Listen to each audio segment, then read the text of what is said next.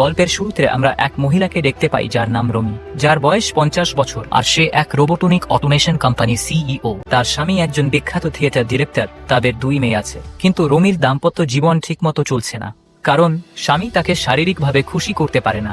আসলে তার স্বামীর মধ্যে কোনো খামতি নেই, বরং রমির শারীরিক চাহিদাই বেশি, আর তাই সে কখনোই পুরোপুরি সন্তুষ্ট হতে পারে না। এই কারণে রমি প্রায় মন খারাপ করে থাকে।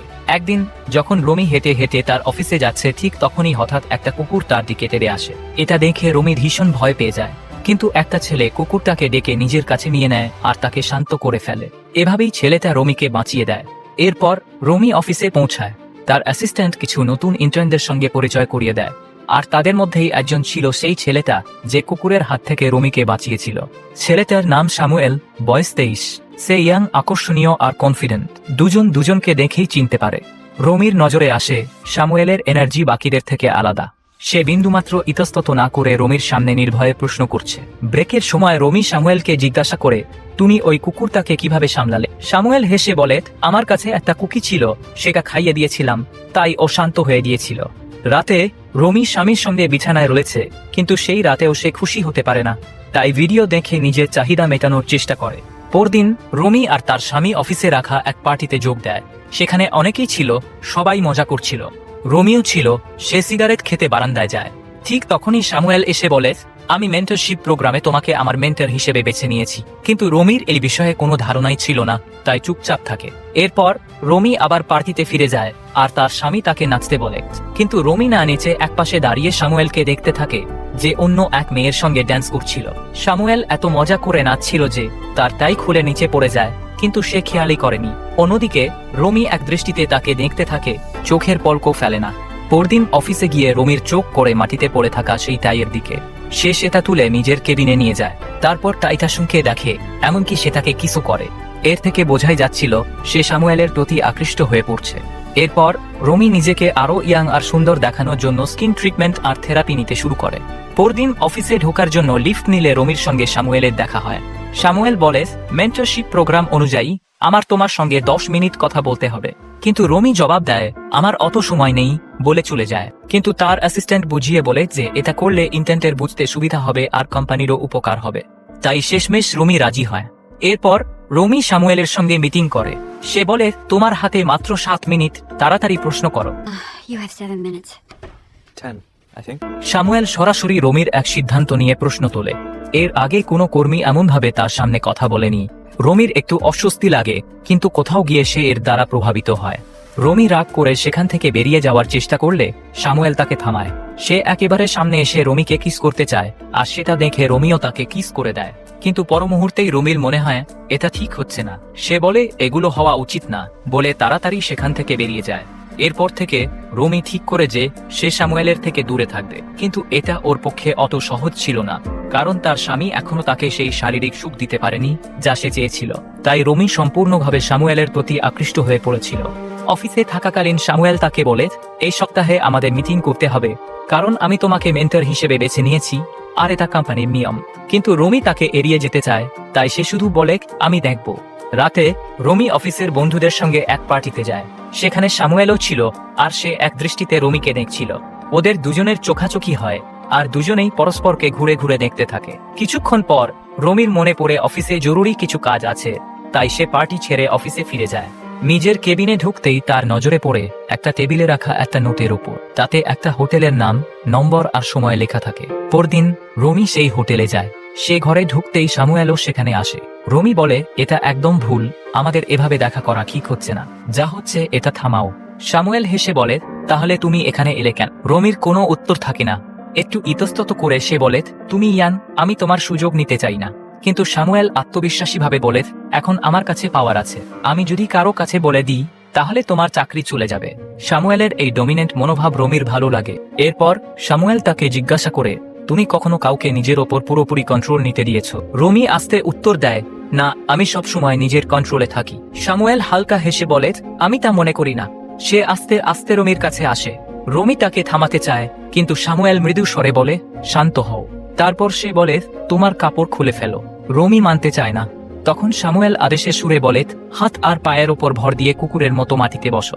রমি তার কথা মেনে নেয়। তারপর সামুয়েল হাতে একটা চকলেট নেয় আর বলে, এটা খাও। রমি আস্তে আস্তে এগিয়ে যায়, কুকুরের মতো মাথা নিচু করে মুখ দিয়ে চকলেট তুলে খায়। সামুয়েল ওর পিঠে হাত বোলায়, তারপর ভালোবাসায় ভরিয়ে দেয়। এভাবেই ওরা একে অপরের আরো কাছাকাছি চলে আসে। রমি প্রথমবারের মতো সম্পূর্ণভাবে তৃপ্তি অনুভব করে আর একদম আনন্দে ভরে যায়। এই জায়গা থেকেই তাদের নতুন সম্পর্ক শুরু হয়, একটা এমন সম্পর্ক যা প্রবল আকর্ষণ আর ক্ষমতার ভারসাম্যের ওপর দাঁড়িয়েছিল। রমির সেই শারীরিক চাহিদাগুলো যা তার স্বামী মেটাতে পারেনি, এখন সামুয়েল মেটাচ্ছিল। কিন্তু রমির মনে চলছিল সে সামুয়েলের বশ, আর সামুয়েল তার থেকে অনেক ছোট।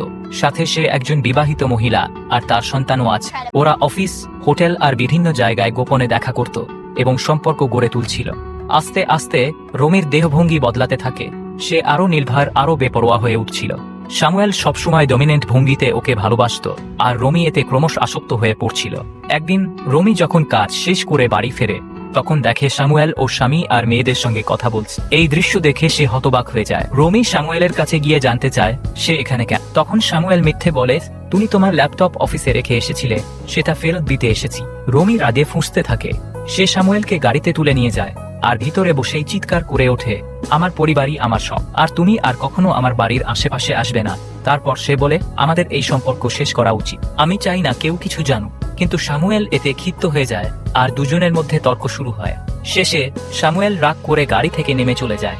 পরের দিন সামুয়েল রমিকে মেসেজ করে অফিসের ছাদে আসতে বলে। সেখানে সে বলে, যদি তুমি চাও আমরা আমাদের সম্পর্কে এখানেই শেষ করি, তাহলে আমি অন্য ডিপার্টমেন্টে ট্রান্সফার নিয়ে নিই। রমি এতে আপত্তি জানায়, কারণ সে জানত যদি সামুয়েল ডিপার্টমেন্ট পাল্টায় তাহলে অফিসে সন্দেহের চোখ উঠবে, আর যদি তাদের সম্পর্ক ফাঁস হয় তাহলে চাকরি যাবে রমিরই। রাতে রমি নিজের ঘরে শুয়ে এসব নিয়েই চিন্তায় ডুবেছিল। এমন সময় তার স্বামী ওর কাছে আসে, কিন্তু রমি তখন রেগে যায়। সে চিৎকার করে বলে, তুমি কখনো আমাকে শারীরিকভাবে সন্তুষ্ট করতে পারোনি। এসব বলে রমি রুম ছেড়ে বেরিয়ে যায়। তার স্বামী ভাবে হয়তো সে স্ট্রেসে এমন কথা বলছে। হতাশ হয়ে রমি বাড়ি যায়, যেখানে সামুয়েল পার্ট টাইম কাজ করছিল। সে সামুয়েলের সঙ্গে কথা বলতে চায়, কিন্তু সামুয়েল কোনো কথাই বলে না। পরদিন সকালে রমির স্বামী আগের রাগের কথা জানতে চাইলে সে বলে, আমি রাগের মাথায় বলে ফেলেছি। তারপর রমি অফিসের জন্য তৈরি হয়ে বেরিয়ে পড়ে। অফিসে গিয়ে সে সামুয়েলের সঙ্গে দেখা করে আর বলে, আমি তোমার সঙ্গে সম্পর্ক চালিয়ে যেতে চাই। সামুয়েল তখন বলে, তাহলে আমার সব কথা শুনতে হবে। রমি প্রথমে দ্বিধায় পড়ে, কিন্তু সামুয়েলের জোরাজুরিতে শেষমেশ রাজি হয়। এবার থেকে সামুয়েল পুরোপুরি রমিকে নিয়ন্ত্রণ করতে শুরু করে। সে রমিকে একদিন একটা হোটেলে নিয়ে যায় এবং বলে, কাপড় খুলে ফেলো। রমি তার কথা মতো কাজ করে। সামুয়েল বলে, তুমি খুব সুন্দর। এরপর তারা কাছাকাছি চলে আসে আর তাদের সম্পর্ক এক নতুন দিকে মোড় নেয়। এখন সামুয়েল পুরোপুরি ডমিনেন্ট হয়ে গেছে, আর রমি আস্তে আস্তে তার নিয়ন্ত্রণে চলে যেতে থাকে। সামুয়েল যা বলে রমি নিঃসংকোচে মেনে নেয়। ওরা দুজন বেশ সুখী দেখাচ্ছিল। একদিন রমির মেয়ের জন্মদিনের পার্টি ছিল বাড়িতে। পার্টি চলছিল, এমন সময় ডোরবেল বাজে। রমি দরজা খুলে দেখে ওর অ্যাসিস্ট্যান্ট এসেছে, যাকে সে পার্টিতে আমন্ত্রণ জানিয়েছিল, কিন্তু সাথে নিয়ে এসেছে সামুয়েলকে। আসলে রমির অ্যাসিস্ট্যান্ট আর সামুয়েল একসঙ্গে ডেট করছিল। অ্যাসিস্ট্যান্ট হাসি মুখে বলে, আমি সামুয়েলকে নিয়ে এসেছি, এতে কোনো অসুবিধা তো নেই। রমি বাইরে থেকে স্বাভাবিক থাকার ভান করে, কিন্তু ভিতরে ভিতরে কাঁপছিল। সে তাড়াতাড়ি সামুয়েলকে মেসেজ করে কিচেনে আসতে বলে। সামুয়েল আসতেই সে রাগে ফেটে পড়ে। পরদিন রমি অফিসে নিজের অ্যাসিস্ট্যান্টকে কেবিনে ডাকে। সে বলে, তুমি ইন্টার্নদের ডেট করতে পারবে না, কারণ তুমি তাদের সিনিয়র। এটা করলে তোমার প্রমোশন আটকে যাবে। পরের দিন সেই অ্যাসিস্ট্যান্ট রমির বাড়িতে চলে আসে। সে রমির সামনে দাঁড়িয়ে স্পষ্টভাবে বলে, আমি তোমার আর সামুয়েলের সম্পর্কের সব জানি। তারপর সে বলে, আমি চাই তুমি সামুয়েলের সঙ্গে সম্পর্ক শেষ করো আর আমাকে আমার প্রমোশন দাও। অ্যাসিস্ট্যান্ট আরও যোগ করে, তুমি অনেক বড় জায়গায় পৌঁছেছ, অনেক নারীর অনুপ্রেরণা, এই ভুল করে সব শেষ করো না। এ কথা বলে সে চলে যায় আর রমি স্তব্ধ হয়ে দাঁড়িয়ে থাকে। রমির মানসিক চাপ আর বেড়ে যায়। সে বুঝতেই পারছিল না কি করবে। তার স্বামী যখন বাড়ি ফিরে আসে, তখন সে স্পষ্ট জানিয়ে দেয়, আমার ছোটবেলা থেকেই কিছু অদ্ভুত চিন্তা হতো। আমি আমার ফ্যান্টাসিগুলো পূরণ করতে চেয়েছিলাম, কিন্তু তুমি কখনো সেগুলোতে আগ্রহ দেখাওনি। রমি আরও বলে, আমার শারীরিক চাহিদা ছিল, কিন্তু তুমি তাও পূরণ করতে পারোনি। এই কারণেই আমার মনে ভুলভাল চিন্তা আসত, যেগুলো আমি আটকানোর অনেক চেষ্টা করেছিলাম, কিন্তু পারিনি। তারপর এক ছেলের সাথে আমার পরিচয় হয়, আর ওর সঙ্গে আমি সবকিছু করে ফেলি। এটা শুনে রমির স্বামী একদম ভেঙে পড়ে। সে জিজ্ঞেস করে, আমি কি তাকে চিনি? রমি মিথ্যা বলে, না, সে এক অচেনা মানুষ ছিল। আমরা শুধু একবারই দেখা করেছিলাম, আর তখনই কাছাকাছি চলে এসেছিলাম।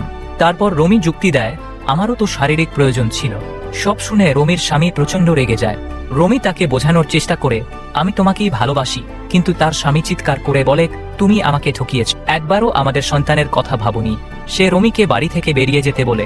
রমি কাঁদতে কাঁদতে বাড়ি ছেড়ে অন্য একটা বাড়িতে থাকতে শুরু করে। রাতে রমি দেখে সুইমিং পুলে সামুয়েল সাঁতার কাটছে। সে কাছে গিয়ে বলে, তুমি এখান থেকে চলে যাও। কিন্তু সামুয়েল তাকে জলের মধ্যে টেনে নেয় আর দুজন আরো ক্লোজ হয়ে যায়। এরপর যখন দুজন ঘরে ছিল তখন হঠাৎ রমির স্বামী সেখানে চলে আসে। সে রমি আর সামুয়েলকে একসঙ্গে দেখে প্রচন্ড রেগে যায়। রমিকে টেনে নিয়ে যেতে চায় কিন্তু সামুয়েল বাধা দেয়। এরপর দুজনের মধ্যে মারামারি শুরু হয়ে যায়। রমি দুজনকে আলাদা করে শান্ত করার চেষ্টা করে। রমির স্বামী সামুয়েলকে বলে, আমার স্ত্রী তার ফ্যান্টাসি পূরণের জন্য তোমাকে ব্যবহার করেছে। কিন্তু সামুয়েল বলে, এটা সত্যি নয়। ঠিক তখনই রমির স্বামীর প্যানিক অ্যাটাক হয়। সামুয়েল তখনই এগিয়ে গিয়ে সাহায্য করে তাকে জল খেতে দেয়। সেই মুহূর্তে সামুয়েলের বোধোদয় হয় যে সে যা করছে তা ভুল। সে রমির স্বামীর কাছে ক্ষমা চায় আর সেখান থেকে চলে যায়। রমির স্বামীও সুস্থ হওয়ার পর চলে যায়। এদিকে রমি অন্য বাড়িতেই একা থাকছিল। কিছুদিন পর তার মেয়ে তার কাছে আসে আর বলে, তোমার চলে যাওয়ার পর বাবা আর বাড়ি ফেরেননি। তিনি থিয়েটারেই থাকছেন, এমনকি খাওয়া দাওয়াও বন্ধ করে দিয়েছেন। রমির মেয়ে আরো বলে, বাবার তোমার দরকার মা, তুমি বাড়ি ফিরে চলো, বাবা তোমাকে মাফ করে দেবে। রমি মেয়ের কথা শুনে স্বামীর থিয়েটারে যায়। স্বামীকে দেখে সে কান্নায় ভেঙে পড়ে আর নিজের ভুলের জন্য ক্ষমা চায়। তারা দুজন তাদের সম্পর্ক নতুনভাবে শুরু করার সিদ্ধান্ত নেয়। কিছুদিন পর রমি অফিসে রয়েছে। তখন বোর্ডের এক সদস্য এসে বলে, সামুয়েল জাপানে চলে গেছে, নতুন কাজ শুরু করেছে। সে আরো জিজ্ঞেস করে, সামুয়েলের চলে যাওয়ার পেছনে তোমার কোনো ভূমিকা আছে কি? রমি কিছু বলেন না। তখন সেই ব্যক্তি বলে, আজ রাতে আমি একা থাকবো, তুমি চাইলে আসতে পারো।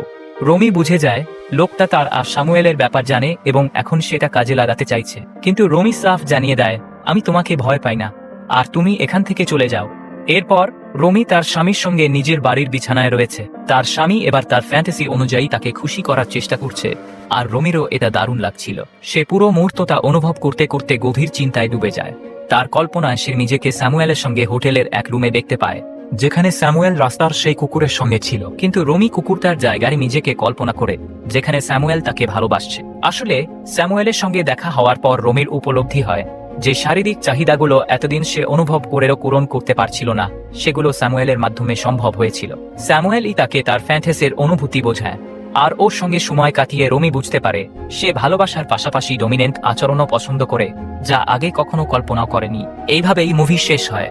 বন্ধুরা, যদি আপনারা রমির স্বামীর জায়গায় থাকতেন তাহলে কি রমিকে মাফ করে দিতেন? কমেন্টে আপনাদের মতামত জানান।